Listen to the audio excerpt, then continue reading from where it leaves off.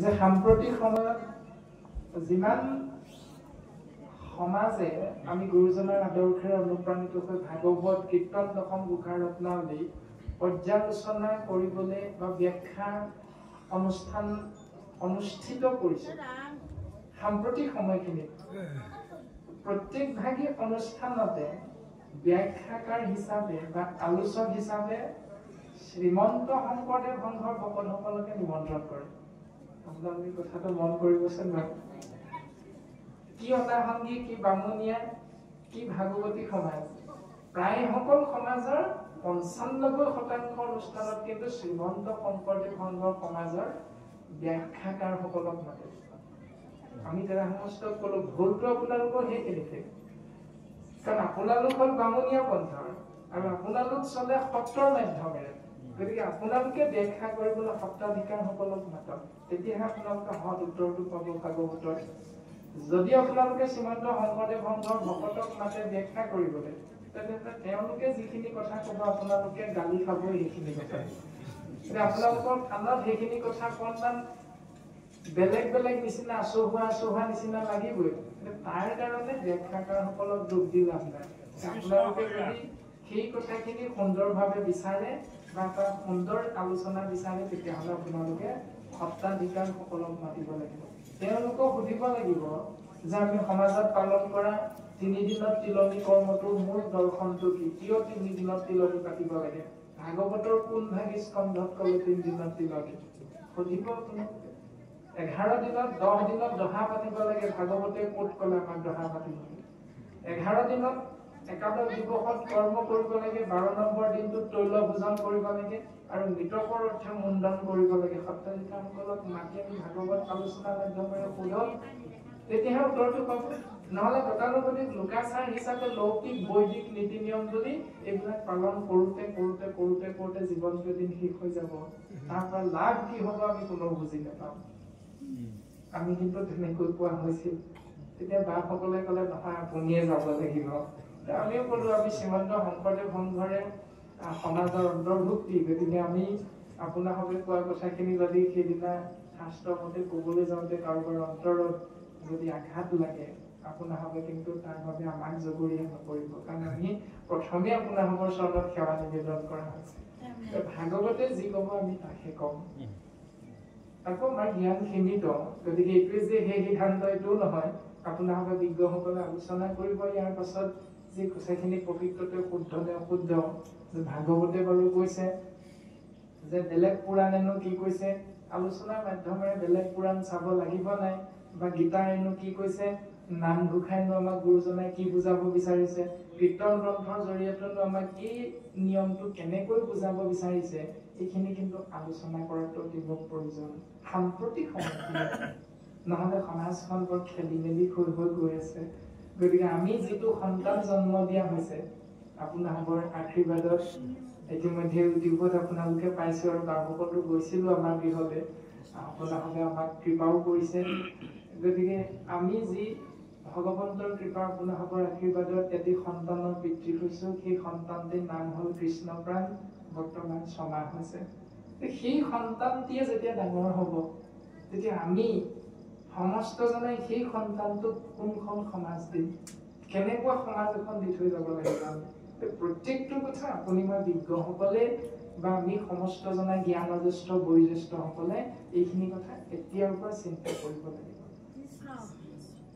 সেইকাৰণেহে আমি সেৱাভাগী নিবেদন কৰা হৈছে আপোনালোকে অপৰাধ নধৰিব যে ভগৱন্ত পুৰুষে ধৰাধামত আহি পূৰ্ব সত্ৰ ৰক্ষা কৰি এই ধৰাধামত অৱতাৰ ধাৰণ কৰিছে আৰু অৱতাৰ ধাৰণ কৰি আকাশবাণী হৈছে বসুদেৱ আৰু দৈৱকীৰ বিবাহত আকাশবাণী হোৱাৰ প্ৰাক মুহূৰ্তলৈকে আমি লেচেৰি বুটলাৰ নিচিনাকৈ কথাখিনি কৈ যাম কৃষ্ণ ভাগৱতৰ পদৰ মাজলৈ সোমাই যাবলৈ হ'লে আমাৰ যথেষ্টখিনি পলমো হৈ যাব সেইকাৰণে দুজন কথাচাৰ্য পাঠ আগবঢ়াই আছে আমি পাঠৰ ওপৰত লেচেৰি বুটলাৰ নিচিনাকৈ সম্যক ধাৰণা দি আপোনালোকৰ অগ্ৰত মাত্ৰ প্ৰকাশ কৰি থৈ যোৱা হ'ব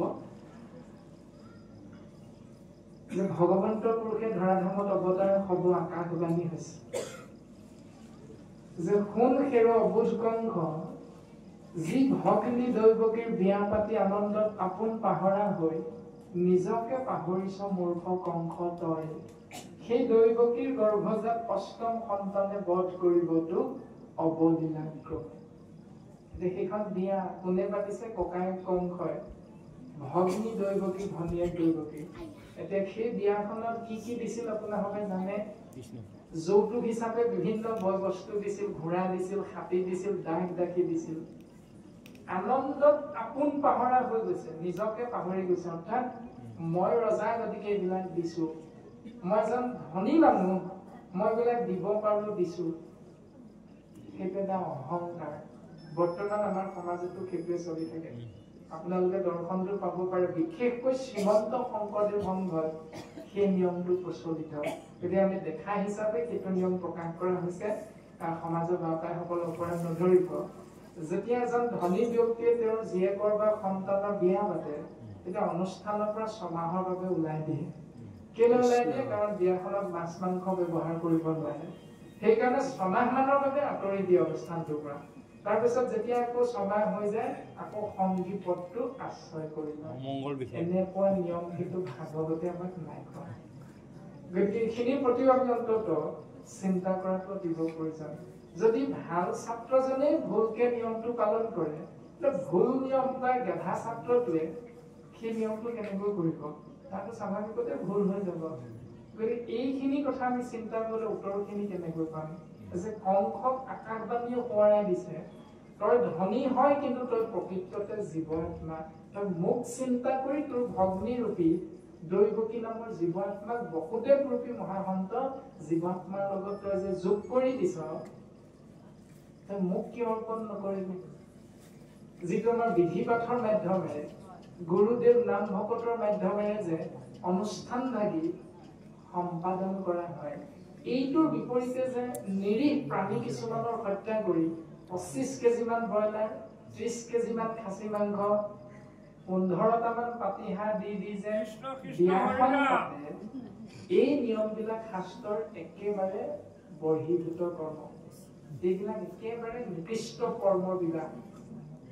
কোনোবাই কৈ থৈ গ'ল বুলি আমি নিকৃষ্ট কৰ্মৰে বিবাহ কাৰ্য সম্পাদন কৰাটো শাস্ত্ৰসন্মত নহয়।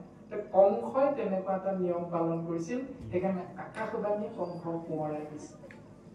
আৰু সোঁৱৰাই দিয়াৰ পাছ মুহূৰ্তৰ পৰা কংস কি হৈছে?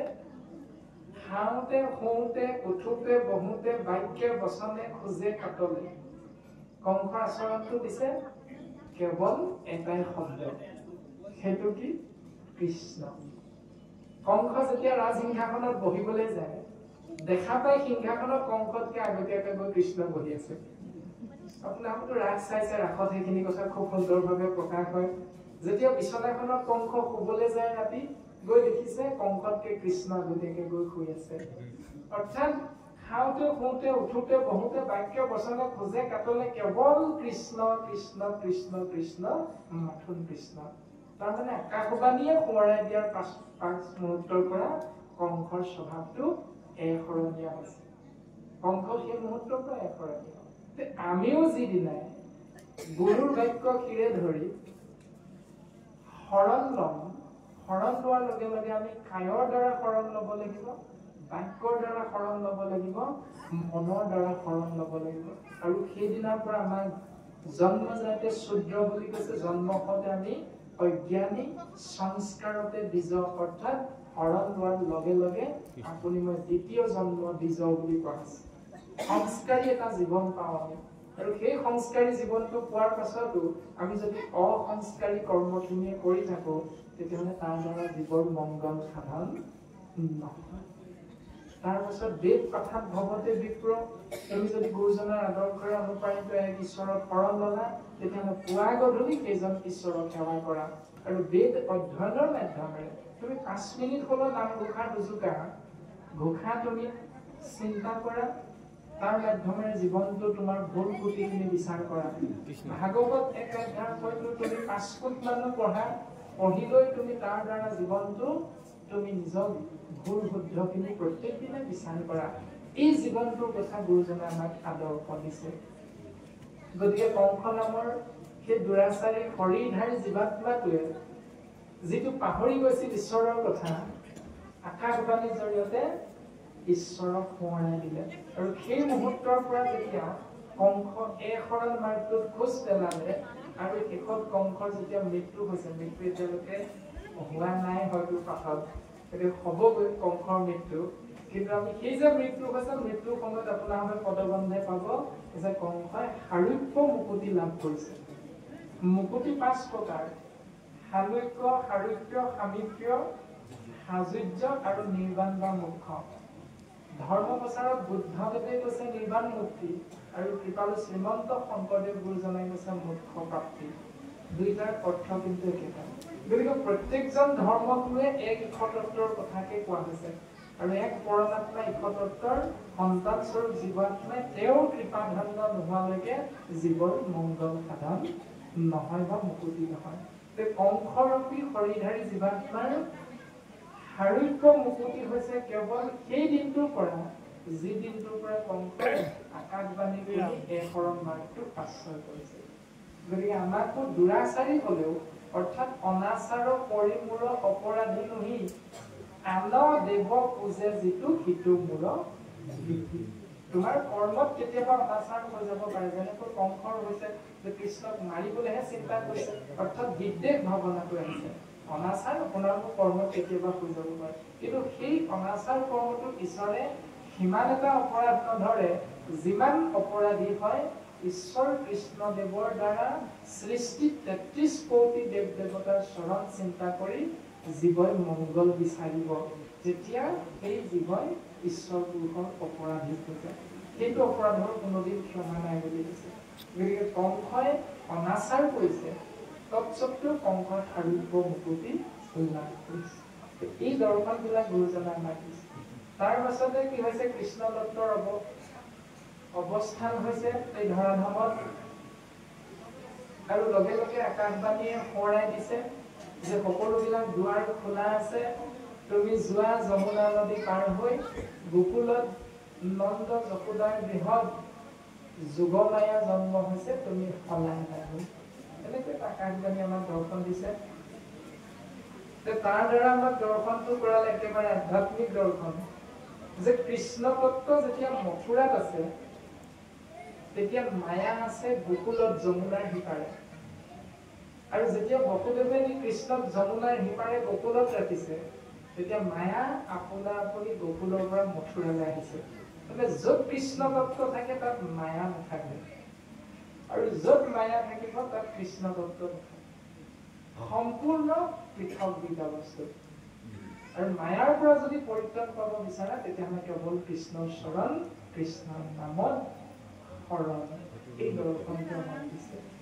তাৰপিছত যোগমায়া অৰ্থাৎ যোগ মানে সময়, সময়ৰূপী মায়া। সেই সময়ৰূপী মায়া যোগমায়া নাম অনেক, কালী, ভদ্ৰা, দুৰ্গা, মহামায়া, যোগমায়া আদি বিভিন্ন নাম। আৰু সেই নামধাৰী দৈৱ শক্তি এই সংসাৰত ভগৱন্ত পুৰুষে থাকিবলৈ ক'লে যে তুমি এই সংসাৰত থাকিবা। মনুষ্যৰ বলি পূজা খাই খাই ভগৱন্ত পুৰুষে তেওঁক থাকিবলৈ ক'লে। তাৰ পাছত ভগৱন্তৰ আজ্ঞা শিৰোগত কৰি মহামায়া যোগমায়া এই সংসাৰত থাকিল। আৰু মাধৱ গুৰুজনাই আমাক সিদ্ধান্ত দিলে তপ জপ তীৰ্থ ব্ৰত জাগ যোগ যজ্ঞ দান কাকো নুসু মৰে মৃত্যু বেলা মৰণতা জনক বেঢ়ি হবে বোলে ৰাম বোলা হেন নাম এতিক্ষণে খেলা। যদি তুমি ভগৱন্তক বিচাৰি সেই মায়াৰ মাজত ঘূৰি ফুৰা, মায়াক অৱস্থান কৰা, তেতিয়াহ'লে তুমি ভগৱন্তৰ কৃপা নাপাবা। গতিকে সেই মায়াৰ পৰা যদি তুমি পৰিত্ৰাণ পাব পাৰা তেতিয়াহে তুমি ভগৱন্ত বস্তুৰ পূৰ্ণ কৃপাৰ পাত্ৰ হৈ পৰম গতি লাভ কৰিব পাৰিবা। আৰু সেই দৰ্শনটো মাধৱ গুৰুজনাই আমাক সোঁৱৰাই দিলে। তুমি জীয়াই থাকোতে, তুমি যুৱক হৈ থাকোতে, যৌৱন প্ৰাপ্ত হৈ থাকোতে, শৰীৰটো সুঠাম হৈ থাকোতে, শক্তিমন্ত হৈ থাকোতে যিমান কৰিলা আৰু, কিন্তু তুমি ভাবি পালা কেতিয়া মৰণতা জনক বেঢ়ি বোলে হবে ৰাম বোলা, অৰ্থাৎ তোমাৰ শৰীৰটোৱে যেতিয়া একো এটা কৰ্ম কৰিব নোৱাৰা হৈ পৰিব তেতিয়া সমাজৰ বাকীসকল গা পায় তোমাৰ ওচৰত গৈ কি বুলি কয় যে ও দাদা ও বৰদেউতা ও ডাঙৰীয়া ৰাম বুলি কোৱাচোন ৰাম বুলি কোৱা কৃষ্ণ বুলি কোৱাচোন কৃষ্ণ বুলি কোৱা হৰি বুলি কোৱাচোন হৰি বুলি কোৱা যদি গোটেই জীৱনটো তুমি দুৰ্গা দুৰ্গা কালী কালী ভদ্ৰা ভদ্ৰা বিশ্বকৰ্মা গণেশ শিৱ বুলিয়ে কৈ জীৱনটো পঠিয়াইছিলা মৃত্যুৰ সময়ত সেইবিলাকে তৰিব পাৰে নে নোৱাৰে বুজি পাই গলা এই দৰ্শনটো যিসকলে আমি আশ্ৰয় কৰিম সেইসকল যদি আমি যুৱক যুৱতী তেতিয়াহ'লে পিতৃৰ আগত মৃত্যুৰ প্ৰাক মুহূৰ্তত যেতিয়া গাঁৱৰ বয়োজ্যেষ্ঠসকলে সেই সিদ্ধান্তটো দিছিল তেতিয়া আমি সেই পিতৃৰে সন্তান স্বৰূপ জীৱবিলাকে সন্তানবিলাকে আমি কিন্তু সেইটো উপদেশ পালন কৰাটো অতিবত প্ৰয়োজন এতিয়া আমি কিন্তু সেইটো নকৰোঁ তাৰ পাছৰ পৰ্যায়ত আমি আকৌ বিপৰীতখিনিকে কৰি থাকোঁ সেইটো হ'ল অন্যায়টো বেদৰ মূল দৰ্শনটো কি যে মই বিনে বেদে কিছু আন নবখানে চাৰিও বেদৰ তত্ত্ব অৰ্থ এহি মানে মোৰ বাহিৰে বেদে কাৰো কথা কোৱা নাই বেদে কেৱল মোৰ কথা কৈছে সেইকাৰণে উদ্ধৱ তুমি কেৱল ভক্তি কৰা অৰ্থাৎ ভক্তিৰ বাহিৰে জ্ঞান কৰ্ম ভকতি পঢ়িলো কৰি ভেদ ভকতি পৰম কণ্ঠ দিলো পৰিছে ভক্তি হ'ল শ্ৰেষ্ঠতম দৰ্শন ইয়াক খোজ দিয়া তুমি এই সংসাৰৰ পৰা তৰি যাব পাৰিবা এনেকৈ সেইখিনি দৰ্শন দিছে তাৰ পাছতে পুতনা নামৰ ৰাক্ষসীক বধ কৰিছে স্তন পান কৰি